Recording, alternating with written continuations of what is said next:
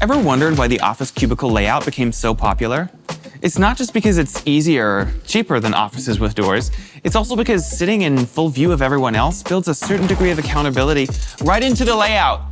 I remember one colleague who got fired for playing Candy Crush in full view all day for weeks. Hi, Bill, if you're watching. But if we'd all been working remotely, would we even have known? Fact is, the number one barrier stopping most companies from letting their people work remotely is a fear that productivity will plummet. Barrier 2 is what to do with all that real estate, but that's a problem for another day.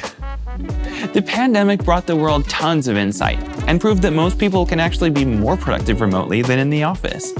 But it also gave rise to some new and creative forms of fraud, from moonlighting 2 jobs at once to outsourcing your work to someone else. I know what you're thinking, but both of those happen surprisingly often. So it's just not realistic to expect zero accountability. This is not the Wild West. In an office, you at least know that the person you're paying is the person doing the work. It's pretty understandable why a lot of companies, including Schmamazon, are trying to make sure that's also true remotely. And that's especially important when you're hiring people from all over the world. The sad truth is that there are a few countries where we see really high levels of fraud from applicants. Most companies just don't hire from those countries, but that hurts the honest people who are ready and willing to do great work. Rather than shut them out, we provide people a way to prove that they're one of the good ones. And we don't play favorites, so everyone goes through the same process. Even people with fancy resumes.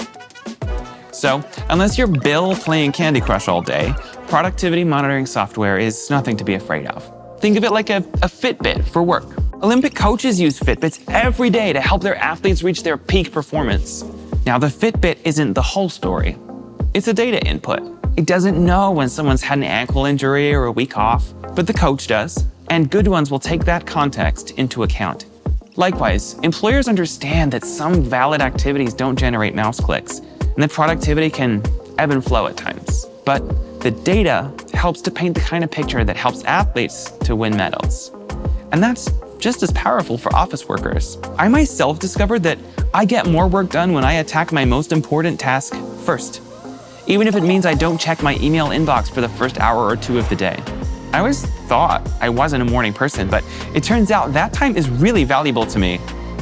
I just wasn't harnessing it right. So like anything unfamiliar, tracking productivity can sound a little weird at first, but I've come to realize that it's a small concession to make for the freedoms that full-time remote work brings. And that's even more true for my colleagues who live in countries where the gap between local pay and the jobs on crossover is even wider.